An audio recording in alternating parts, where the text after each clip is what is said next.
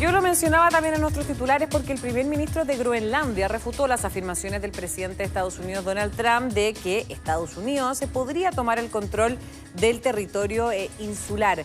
Ahora, ¿cuáles son los intereses militares y comerciales de Estados Unidos en Groenlandia? Bueno, lo vamos a conversar. Ya estamos en contacto, lo vemos en pantalla, a Claudio Coloma, analista internacional de la UTLA. ¿Cómo estás, Claudio? Muy buenas tardes y muchas gracias por este contacto. Buenas tardes, Florencia. Encantado. Bueno, Claudio, cuéntame, para que partamos de la base de esta discusión, ¿cuáles son los intereses únicamente militares de Estados Unidos en Groenlandia? Bueno, Groenlandia está en el camino entre Moscú y Washington. Si tú miras el mapa, la línea más corta que une a Moscú y Washington pasa por sobre Groenlandia. Por tanto, cualquier ataque de misiles transoceánico por el Pacífico desde Washington a Moscú o viceversa va a pasar por sobre cielo de esta isla. Bien, es por eso o en ese contexto que durante la Guerra Fría Estados Unidos comenzó a instalar bases militares en Groenlandia precisamente para detectar ataques misilísticos desde Rusia. Esa es la importancia estratégica principal que hoy día y que en los últimos años ha tenido Estados Unidos en función de Rusia. Ahora, respecto a los intereses comerciales, porque ya sabemos que de manera estratégica y a nivel militar, obviamente, Estados Unidos tiene ahí esta disputa con China y también con Rusia, pero a nivel comercial, ¿por qué le importa tanto Groenlandia a Washington? Comercialmente, la isla no tiene mucho interés o mucha incidencia en la economía actual. Pero naturalmente que en un contexto de cambio climático, con deshielo de los polos, Groenlandia se transforma en un punto estratégico comercial para el presente siglo. Estoy hablando mediano y largo plazo. En primer lugar, porque por ahí van a pasar algunas rutas comerciales que unan a todos los estados que están en el Polo Norte, entre ellos Rusia, Estados Unidos, el norte de Europa, básicamente, y Canadá. En segundo lugar, porque en torno al Polo Norte hay exploraciones y sobre reservas de hidrocarburos que ya están desde hace unas décadas llevándose a cabo y naturalmente que es un área de futuros abastecimientos de estos energéticos. Ahí está la importancia. Perfecto. Ahora, bueno, todo el mundo mira esto con mucha atención, principalmente en Europa, principalmente en Dinamarca y obviamente en Groenlandia, pero estas aspiraciones territoriales que tiene Donald Trump y que la ha comunicado de manera súper pública, es decir, en casi 2 meses de gobierno ya ha mandado varias veces, fue su hijo a Groenlandia, fue su vicepresidente, fue la señora también del vicepresidente J.D. Vance, es decir, lo ha dicho públicamente cuál es su aspiración territorial. ¿Esas aspiraciones podrían desencadenar un conflicto bélico con Dinamarca y Groenlandia?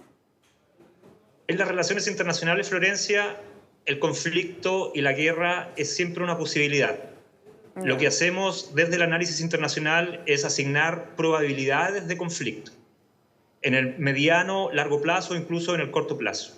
Hoy día, según los antecedentes que manejamos, efectivamente podemos pensar en un conflicto militar en torno a la soberanía de un territorio que hoy día pertenece a Dinamarca. Ahora, no tenemos ningún antecedente para poder decir con total certeza de que ese conflicto potencial pueda estallar en el corto plazo. Pero sin duda alguna, si Estados Unidos sigue manteniendo una posición respecto a manifestar su voluntad de apropiarse de un territorio soberano que pertenece a otro Estado, eso es guerra en cualquier parte del mundo. Recordemos que el factor que explica principalmente la guerra es la disputa territorial, la disputa geopolítica. Y aquí hay un caso. Ahora, pensar que eso va a ocurrir pronto, no tenemos antecedentes para afirmarlo, pero sí el escenario se está construyendo para que podamos pensar eso como una hipótesis y como una probabilidad. Claro, porque Trump dice que quiere anexionar el territorio, alegando que es necesario con fines de seguridad nacional, pero por el otro lado hay que recordar también que Groenlandia es un territorio autónomo de Dinamarca y, ojo, Dinamarca es miembro de la OTAN, Estados Unidos también es de la OTAN, por lo tanto ahí se podría generar una complicación para el propio organismo internacional.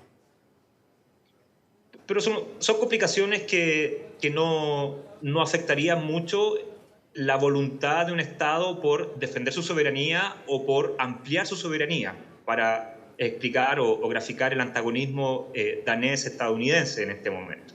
¿Ok?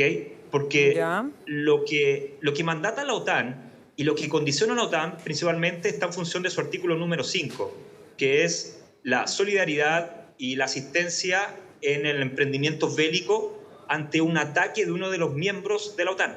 Es decir, si Dinamarca fuera atacado por un actor no OTAN, naturalmente que Estados Unidos estaría obligado Obligado a en base al artículo reaccionar, 5 de la claro. OTAN en asistir a Dinamarca.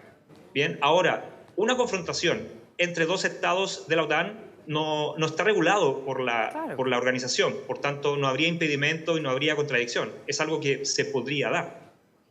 Pero hay, por ejemplo, el resto de la OTAN, ¿a quién asiste? ¿O tendrían que mantener como no está normado, tendrían que mantenerse al margen y no asistir a ninguno de los dos estados que está en disputa? ¿Cómo sería eso? Que ahí entraríamos en un juego de alianzas militares distinta a la OTAN. Ya. La OTAN tiene un propósito completamente distinto, amparado en el artículo 5, mirando a la Unión Soviética y hoy día a Rusia, respecto a en la posibilidad de que haya un ataque por parte de un tercer actor. Todos están aliados para afrontar militarmente esa amenaza. Bien, el artículo 5 ni ningún otro articulado de la OTAN aborda temas de disputas entre los estados al interior de la organización. Ahí ya estaríamos hablando de configuraciones militares nuevas, distintas.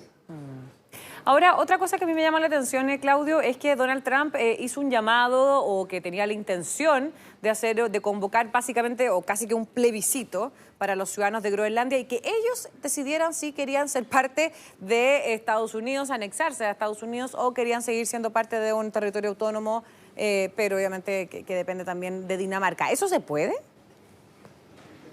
A ver, claramente se puede. Recordemos, para no ir tan lejos, ¿Ya? la soberanía chilena sobre Arica y eventualmente sobre Tacna se iba a dirimir a partir de un plebiscito. O sea, una vez que Chile ocupó los territorios peruanos de Tacna y Arica, tardamos prácticamente el mismo periodo que duró la Guerra Fría para poder dirimir la suerte de esos territorios. Y el mecanismo central era un referéndum un plebiscito, que finalmente no se llevó a cabo. La cuestión de Crimea también se dirimió en el año 2014 en función de un plebiscito. Rusia. Es decir, el mecanismo del plebiscito o del referéndum ciudadano es un mecanismo que se viene utilizando, o que se piensa o que se avisora como una posibilidad ya desde hace un tiempo. Ahora, es un mecanismo, es solamente uno entre tantos. Otro es la apropiación fáctica. O sea, piensa que, nuevamente, para no ir tan lejos, nosotros poseemos soberanamente una isla en Oceanía, en la Polinesia. Por tanto, los mecanismos que tenemos en el mundo, y Chile ha sido parte y lo ha vivenciado, están a la mano, y por eso el conflicto es una posibilidad que nunca podemos descartar en las relaciones internacionales, sobre todo por materia de soberanía territorial. Sí, sin duda. Ahora, yo sé que el posicionamiento de las potencias mundiales en el Ártico es algo que lleva muchísimos años, es muy estratégico, tanto con fines militares como fines comerciales. ¿Cuál es el posicionamiento que tiene hoy China en el Ártico? Mira, no veo a China hoy día, en base a los antecedentes que manejo, con un interés tan predominante en un área de influencia que es propiamente ruso-estadounidense.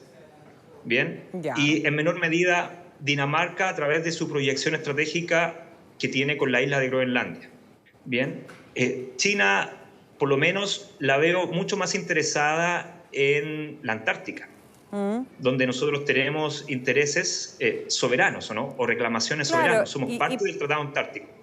¿Y por qué ellos tendrían más intereses en la Antártica que en el Ártico? ¿Por qué crees tú? Porque la Antártica tiene un estado jurídico distinto al Polo Norte. La Antártica es un continente sobre el cual hay un tratado que norma las relaciones entre los estados y los categoriza en función de su proximidad o sus reclamaciones territoriales. En ese sentido, Chile, por ejemplo, es parte del Tratado Antártico en tanto que país reclamante de soberanía sobre ese territorio. Ahora, ese tratado también le asigna roles o un estatus jurídico a terceros actores que tengan intereses científicos, espaciales, militares, económicos sobre ese mismo continente. Claro. Y en ese contexto, China o cualquier otro país tiene derechos de poder asistir o acogerse a este tratado. Lo que ocurre en el Polo Norte, digamos que todo es un poco más salvaje. No hay tanta regulación como la que tenemos en la Antártica. Menos normado. Perfecto. Claudio Coloma, analista internacional de la UDLA, muchísimas gracias por esta interesante conversación. Que estés muy bien. Igualmente. Chao, chao.